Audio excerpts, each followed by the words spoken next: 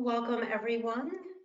The Costume Society of America thanks you for joining our Conversations on Dress web panel, our series that serves as a place to discuss issues in dress studies that promote ideas around diversity. You can find the other installments of this series on our website and our YouTube channel. I am delighted to welcome you and to be your host today. My name is Dr. Karen Oberg, and I'm an independent historian in St. Paul, Minnesota. I'm also a volunteer with the CSA Conversations on Dress series. Let me welcome our moderator for today. Kachia Lee is an apparel designer in Minnesota. She graduated from St. Catherine's University, double majoring in fashion merchandising and apparel design, along with a double minor in business administration and studio art in May of 2019. She is currently attending the University of Minnesota for her master's in apparel studies with a focus on history, dress, and culture. Kachia? Welcome to this webinar on Hmong Fashion, Communicating Culture and History Across Time and Space. We will be discussing ideas and researching regarding Hmong dress and adornment. I will introduce you to our panelists. We have Pachia Lucy Vang. She is a Hmong textile enthusiast with a background in community organizing, curation, and design. She received her Bachelor's of Art in Anthropology from UC Berkeley and is currently an M.F.A design student at UC Davis, where she expanding her practice in textiles and exhibitions to create a community center space for Hmong arts and textiles. She also owns and operates Culture Through Cloth, an online platform and business dedicated to preserving and promoting the ancient Hmong craft of Ban or known as flower cloth. We also have Mang Thao from Hill Tribe Fusion. Hill Tribe Fusion is a sister duo of fashion designers, including herself and her sister Shang Thao. They are based in Northern California, and they are fashion-forward designers specializing in clothing and elaborate headpieces. Their love of Japanese street fashion and anime inspired them to create their own designs and accessories to sell in 2018. The duos love to infuse their Hmong culture in their designs by giving it a modern twist. They also love all things of fantasy and couture. They have many collections that have been showcased in fashion shows in California, Minnesota, New York, and many places in between. They've had their work published in magazines, worn in music videos, and always look to be innovative and cutting edge in their designs.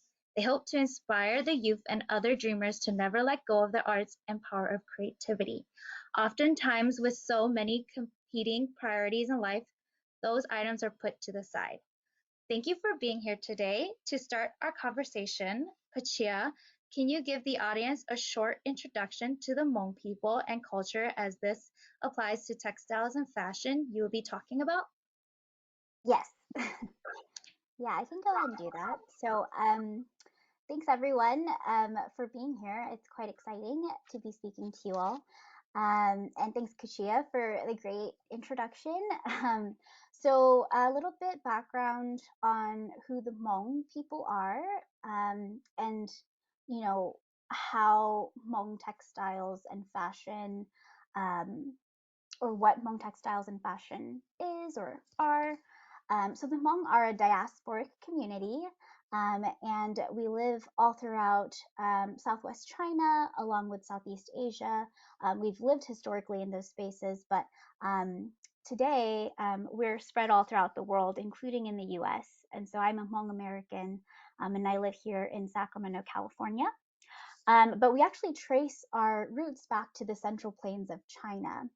And that's really where the heart of where we came from is, or the heart of our civilization was. So today there are around 10 million Hmong people in the world. We often call ourselves a minority, but there's a lot of us out there. And within China, we are a part of the Miao nationality, which is actually the third largest nationality in China, and the Hmong are the largest ethnic group under the Miao. There are a few other Miao groups as well, including the Miao and the Mu. But for a very long time, we have close to 4,000 years of cultural history being shared together with these different cultural groups. And we haven't really had a writing system for most of that time. And so we were able to develop a really comprehensive way of documenting our history, our cultural memories through our art, which include textiles, but also include things like music and spoken literature, or even the elaborate ceremonies and rituals that we continue to have today. And textiles itself, according to some different group folklore, is believed to be remnants of our ancient writing system that was lost in our migration out of the central plains of China, and down into Southeast Asia, and now all over the world, in places like the US, but also in Latin America, France, Europe, Australia, for example. So our art, our Hmong textile art, is called Mang Thao, which means flower cloth. And there are a variety of techniques that you can use, from embroidery to applique. That's mainly, what the Hmong groups in the US and in Southeast Asia use. But if you go back into China, because that's originally where we came from, so back into China, there's a variety of different types of techniques that are used. And we create these textile pieces, then we have traditionally and historically worn them on our clothing, as forms of identity, as expression, as a type of remembrance of our past and where we came from, a celebration of who we are, and also a sense of autonomy, because we have been displaced many, many times throughout history. And so textiles and clothing have really become a form of community.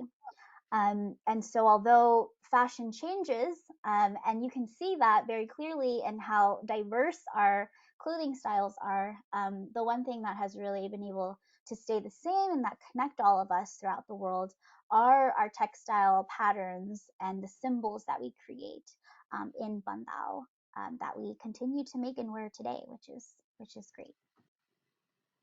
Thank you. On to our next question. To Ming, what makes contemporary Hmong fashion Hmong? Is your fashion design embedded in historical methods or communication? Like a lot of my designs, right? I don't use like the traditional needlework. I just use mainly the cloth, the prints, and in my designs. I have decided, right, that it's time consuming to make the needlework, and the sewing. Some of the sewing technique are very small detail and very hard to create, right? And it takes a lifetime to master some of those techniques. So for me to make it more contemporary, typically I just use the material itself and just the fabric, the printed symbols. I have had people create the needlework for me, and from there I design my pieces. Other people do it slightly different, where they do the needlework, but they only do a portion of it, because it's to make a whole entire traditional Hmong outfit. A girl starts at 12 and she doesn't get married maybe until like 2 or 3 years later, and that's one outfit.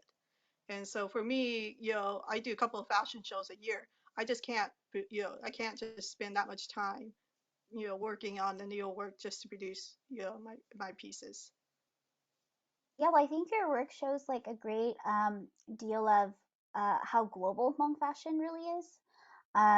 Because oftentimes when we talk about Hmong textiles or Hmong fashion, it's kind of this idea of it being in the past. But when you really look at how the Hmong people themselves are wearing fashion and making fashion,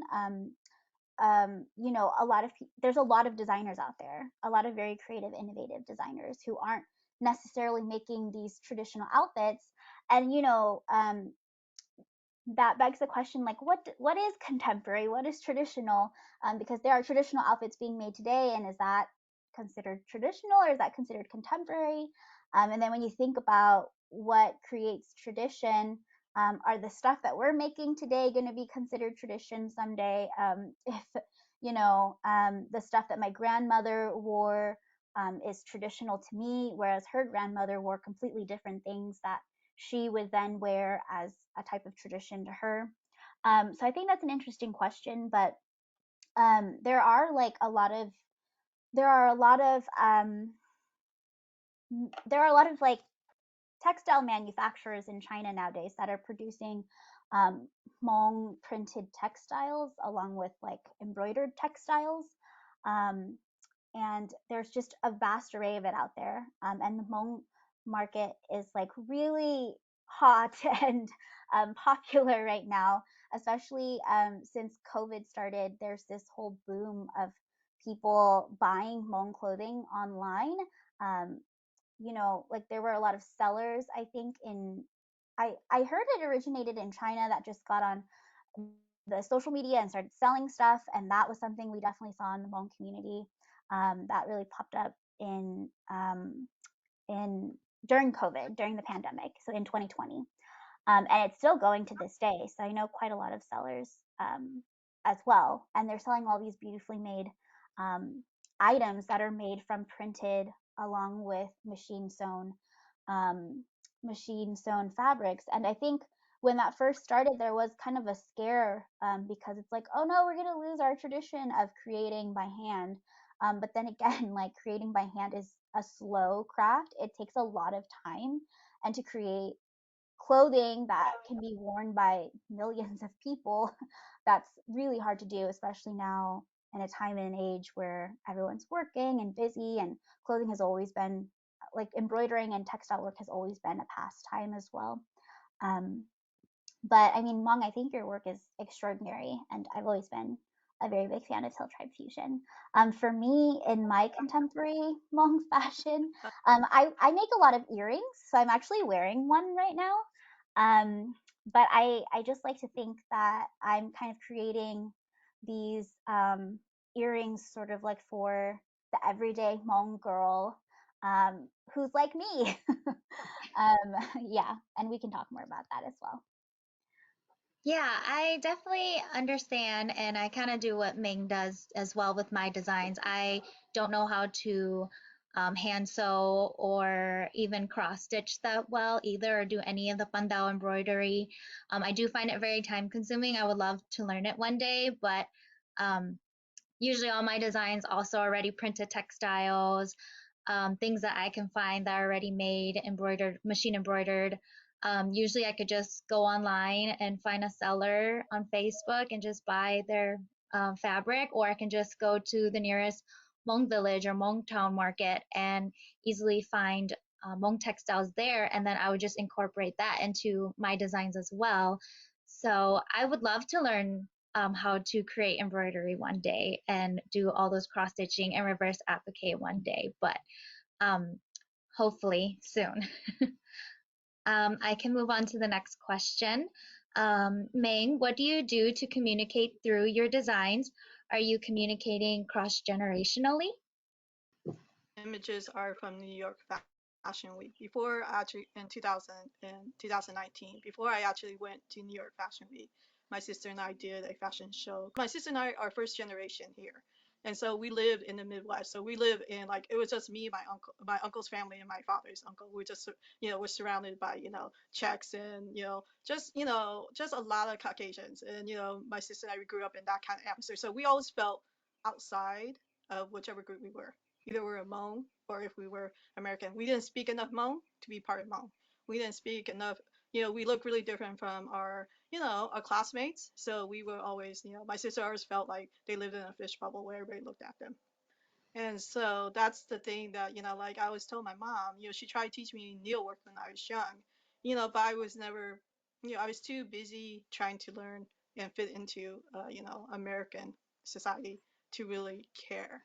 It wasn't until like, around, like in my mid 30s, I really realized I really care. But at the same time, I'm already outside, my Hmong community. I have grown up, did my college and, you know, it didn't really, not that it mattered, but it really mattered. But at the same time, I just felt really separated. And I think a lot of immigrants feel like that. In 2019, I went to New York Fashion Week. And so before I went to New York Fashion Week, I did a show in San Francisco called Jade Week.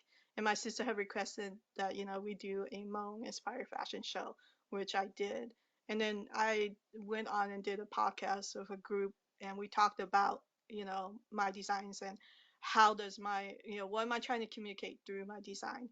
And so we talked about and I talked about a conversation I had with them, how, when I was younger, my mom tried to show me, the crosswork and tried to show me how to make a traditional outfit, but um, I wasn't interested because, I was first generation immigrant here in America, and I live in Nebraska, the small farming community where it's just, it was just my uncle's family and my parents' family that were pretty much Asian. And then I would say, oh yeah, and then the Chinese restaurant owner, that was the only other Asian family in the whole entire town. So I was too busy trying to assimilate into the American culture to really care or understand what my parents were trying to show me. Well, my mom, anyways, trying to show me. And so, it wasn't until like 20 years later that, when I reflected back and I started doing fashion, that my sister and I really looked at it and said, our clothing, right, and our designs are really couture. Why haven't we really cared about that, right? And so my sister asked me to make that Hmong inspired collection, in which I did, and I presented in a modern way because I was talking to my sister about this, and I told her, it's right now very couture. It is the thing that the high fashion shows are looking at. They look at the minority designs. They're looking at, Asian minority design, and they're incorporating into their work. I mean, there's some fashion houses that, copy whole entire like motifs and designs, and they don't give credit to where credit is, to the minorities that have created, and this is part of the tradition. And so my sister and I really began a conversation with ourselves and our community about that. If we're not willing to showcase, this is, part of our culture, right? Then, when somebody else steals it or thinks it's a great design or that textile and uses it, right? Why are we crying about it? And so, to me, I told my sister, for me, right, our traditional, textiles and needlework, right, has always been here. Our grandparents, our parents wore them as everyday clothes. Why are we not wearing it? And so I wanted to create a design, a collection where we can wear it in a modern setting. It's not just a costume where we wear it to our Hmong New Year. It's not a costume where we wear it to weddings or funeral. It should be incorporated into our everyday life or daily wear, just as our parents or grandparents have. And so I began that conversation, and with myself, my sister, and other people about wearing them, you know, just modernly. It's part of us as Hmong people, as modern people in America. It's just whether or not we can create contemporary designs out of textile, and we can. It's just people just don't look at it that way, because in a larger context, I always tell people, right, the batik, right, it's part of the Hmong skirt, for women. But batik, right, it's a dark navy blue. It's very modern. It's unisex. Men and women could wear it. I mean, like, I look at certain pieces, right, designs and stuff. I'm like, this is unisex, and my sister would argue with me because she said, no, only women wear that in the Hmong culture. I'm like, yes, but in the larger context of those who don't understand what it is, right? The American society, any other society that don't know what Hmong, right, what that textile mean, right? It's just a pattern, it's just a design. It can be very unisex. It can be worn by either sex. And so me and my sister argue about that, and I tell her it doesn't matter, because only people who really, the people who care would care to find it, right? And other people who don't care won't care. They just wear it as a pattern, as a textile. Thank you. Um, Pachia, do you have anything to add about your designs, or if you're communicating through your designs? Yeah, I just wanted to add, uh, Mong had mentioned something about how, she grew up sort of what as one of the only Hmong families around, so it was a lot harder for her to connect. Um, and I didn't grow up, you know, I grew up around a lot of other Hmong people living in California and specifically in Sacramento. But I think just as an individual, I kind of had similar experiences growing up where I wasn't Hmong enough, but I wasn't American enough, and so it puts you kind of in this weird, awkward spot as a person. Um, and that's a phenomenon that I think a lot of Hmong Americans experience. Um, however, it's it is it's interesting that there's been this revitalization in in really embracing your culture again, because very similar to Hmong, as a child, I didn't really like Hmong clothing, because it was so different, because I myself didn't know exactly what being Hmong meant. It wasn't something that was, something that everyone else knew about. And so it was kind of a murky area where I felt uncomfortable with it. However, as I grew up and I started realizing how important the people in my life were to me, and their histories and how that impacted me and who I am as a person and our histories together, then I came across Hmong, the deeper implications of what textiles were or what our clothing were. Because growing up as a child, I didn't really see it as anything.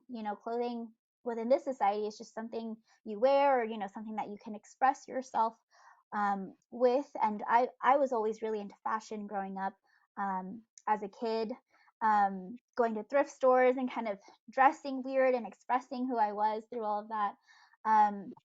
So when I really came across this much more spiritual, historical significance of textiles, I became really interested in that, because I felt like, as someone growing up, I had no idea. It was right in front of me, and I had no idea that this is what all of this stuff meant. And maybe I'm being kind of vague right now, but there's a lot to digest there, so it's kind of hard to just start jumping into. But just little things like that I have already mentioned, like how the symbols on the textiles are um, remnants of our writing system. We don't read them anymore that way, but that's kind of an interesting thought to think about. And there's symbols that we share with a lot of other ethnic groups and indigenous groups as well, which I think is interesting, something to look at. Um, but I think that's kind of what I try to communicate through my designs. Um, and I'm dabbling more in creating clothing. But I've really just started with small things. I love earrings. And so as I was embroidering, and I just really like to embroider because I think it's really relaxing. And it's just a great time to take a break and just kind of get in your zone of creating. And it's easy to some degree, because you don't have to like think up these designs. You can kind of just copy the designs that your grandmother made, and start with that. And as you get more comfortable with that, then maybe make little innovations here and there with the symbols. But I started most of my earrings that I've created, since I'm an earring maker, and I have a shop, Culture Through Cloth. I don't have anything up now because I'm going to school, so I'm quite busy, and it takes a lot of time to create earrings. Like this one earring maybe takes me 2 to 3 hours to make, because I'm making everything by hand. Um, but yeah, I actually I started embroidering when I was perhaps 8 or 10, and I didn't like it either. Actually, I made a full set that I could have turned into a jacket, but I never did anything with it. So I still have it in my closet now in a little tin can that probably used to hold cookies. And it's very near and dear to me. My mom taught me how to do it. But I started with the house symbol, which is what I continue to use now. I think it's one of the probably the first symbols that most little girls learn how to embroider, at least here in the US. It's very common. And so all my earrings that I currently make are made using that very basic symbol. And I've just tried to, see how many earrings I can create out of it. And hoping that, I can breathe a little bit of life into these earrings by kind of imbuing them with different cultural aspects. Like, I have an earring that I call the tiger earrings. And then, I have a little story about it, and how the tiger is a very like mystical um, creature and animal in the Hmong culture, and in sort of Hmong cosmology. And then I also have earrings that are called Nengajopa, another mythical figure, like a goddess, a flower goddess. Or I have a Mai earring, just to kind of think about how Mai is such a popular Hmong name. And there's different variations. So depending on what kind of mai you are you a mai va, mai ba, then you can choose whichever earring matches you. So that's just what I try to imbue into some of the things that I've been making. Yeah, I definitely agree with you and Mang. When growing up, I was definitely embarrassed about wearing Hmong clothes, which was very interesting because I grew up doing Hmong dancing at Hmong New Year. So I was forced to wear these costumes at these events, and then at the end, I just like wanted to get out of it and just wear regular American clothing. I even like just wear that to Hmong New Year. I would never change into Hmong clothes after that for Hmong New Year. And growing up, I realized, wow, I should have been wearing Hmong clothes because it's just so beautiful and so amazing to see how much parents spend a lot of money and time making their kids Hmong clothes, and their kids doesn't want to wear them. And unfortunately, my parents didn't make my Hmong clothes, but my mom always bought Hmong clothes for us, and I never wanted to wear them. And as I get older, she doesn't want to buy Hmong clothes for us anymore. So when I go to Hmong New Year, I will end up just making my own designs.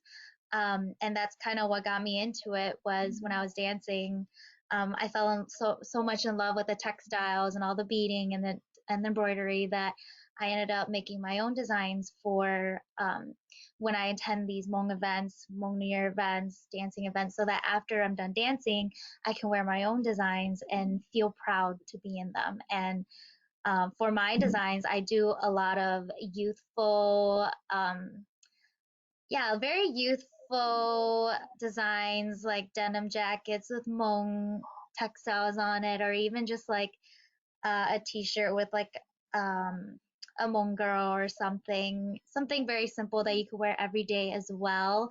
I like to wear a lot of my designs to school or to work. And I think it's great that what we all make is something that we try to wear every day to kind of show our identity, our Hmong identity. We can jump to the last question. What techniques are you using, and what is the relationship between your techniques and your historical techniques? Pachia, you can answer first. I do feel like I kind of talked about it already, but mainly I have been doing cross-stitch embroidery. There are other types of embroidery that I could definitely pick up as well. Like I think I'm kind of getting interested in this type of satin stitch that the Hmong use, which I've noticed they use to mimic forms of weaving, which I find really interesting. And in Hmong, it's called lo hai.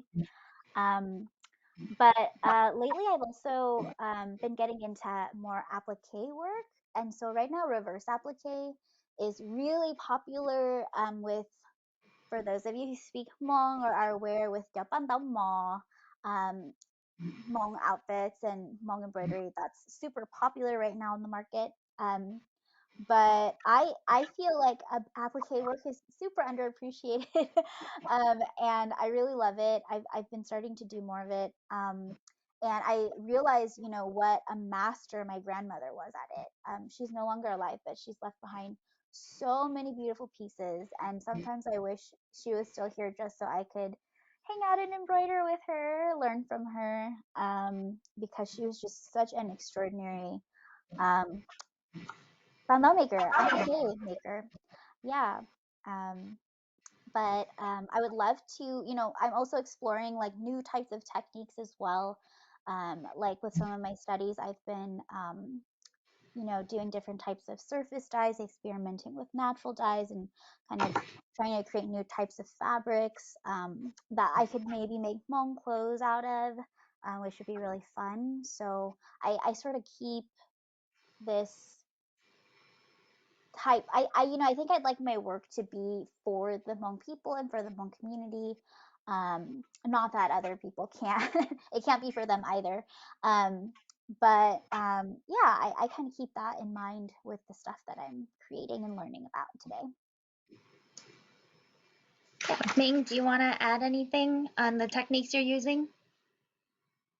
Well, typically I don't use a lot of technique, but lately I've been really with batik, and so my mother, she created them when she's younger, the patterns. And so my sister actually got the got just regular plain cotton, and she and my mom, they've been trying to figure out the wax, resist batik, where you use wax and then you dye it. So my mother and my sister have been doing that, and I've been watching them do that. And I find it really fascinating because, my mother grows this mustard plant that's kind of reddish purple in the yard. And so one day I was cooking it, right? And it turned out, and I looked at the dye because the color was like this really deep indigo. And I'm like, is this the dye, the natural dye that they use for the batik, right? Because it dyed everything like this indigo color, right? And so I was just like really fascinated by, how natural this dye was, right? Because if you don't know, like Hmong people don't wash their indigo clothes because the dye just washes away and fades away in a day. So I asked my cousin, because somebody had, spilled something in one of my pieces, and I had asked, is there a way for them to wash it without the color fading? And I told, I asked my cousin because she sold all the Hmong, she sell these traditional Hmong clothes. She's like, no, Hmong people don't ever wash their textiles. And I'm like, so what do? They go, when it gets old, they go like, you wash your body and you put on your clothes again, but you don't wash your like traditional dress, right? You have it under, you may wear under, different underclothes. And I'm just like, and you wash that. But I'm like, so what do when it gets old and tattered? And they say what they do is they deconstruct the dress and keep pieces that they want, right? And then they sell the old pieces. And I'm like, so these skirts have never been washed? And she's like, no, they have never been washed in anybody's lifetime. And she's like, only in modern times do people consider washing the skirt. I'm just like, okay. So it's just batik that I'm really interested in. And then also the dyeing process, and to learn, that nobody, the traditional Hmong people never wash their dress, just kind of, I guess amazed me. It was just amazement at that moment. Yeah, so there's a couple questions from the audience. This one's to Ming. They said, beautiful work. Where do you source the traditionally printed fabrics? So it comes from my cousin's store. I call it, my cousin has a Hmong store. And so I go to her store. I do it as a way to support her. And where she sources her fabric is that she has relatives that still live in Laos. And so her relatives will source it from the night market, or sometimes the fabric will come from some of the stores in Vietnam. And so the printed stores in Vietnam. So that's where I source my thing. And then I always tell people, yes, I get the cousin discount, which is pretty much, maybe a couple dollars, you know, uh, a wholesale, what she buys, and then she just charges me a couple dollars more than what she would charge, the other customers. Okay. There's another question. Has anyone tried to employ Hmong who are still in Asia to produce needlework pieces to insert to Western fashion? And this could be open for whoever wants to answer it. I find that there are a lot of designers in Asia themselves. So a lot of Hmong designers in Thailand, in Vietnam, their designs are quite popular here. Um, but then again, I don't think that they're using needlework to create their work because that's just a lot of work. Um, I have been working with a friend to help sew some earrings for me. But I'm doing that like very slowly because I do want to think just about like how to do that equitably, fairly when working with people abroad, living in Laos or Vietnam and Southeast Asia. There's another question for Ming. How do you incorporate J fashion and anime into your work? Well, J Fashion Week is it's more Chinese, and so that was more when we did that fashion show, right? It was called it was the coordinator or the director, right? She wanted to show ethnic modernism. And so she had requested my sister and I to do that because our clothes are we are ethnic, we come from ethnic minority, but we're doing pieces modernly.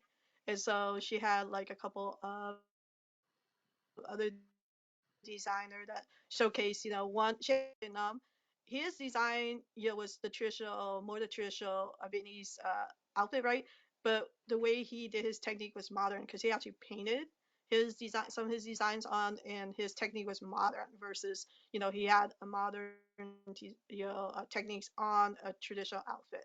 While my sister and I, we did modern design, source our textiles were traditional from our. So it's kind of, we were slightly different. But anime, right? The thing is, anime was the thing that started all with me because me and my sister, because you know, it was a creation of fancy, a creation of creativity, seeing other people create designs that are not real. You know, these characters are not real, but they have great outfits and great designs, and they wanted to create these. They love the character and they wanted to create these outfits of their character, and they wear it, proudly.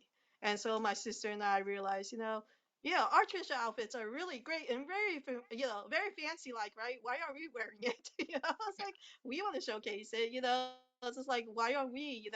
And so my sister and I, we were one of the outfits of the male, and people were just like, "What anime are you from?" I'm like, "This is not an anime outfit. This is one of our traditional outfits from China, right?" And so it was, those who are Hmong people found it really fascinating that we were wearing there, right? And they come and talk to me, "Hey, you're Hmong, right?" We're just like, "Yeah, we're Hmong, right?" And then other people would just come up and just go like, "Wow, great stuff, what manga or what anime are you from?" And we're just like, "No, this is not a cost, like a real costume.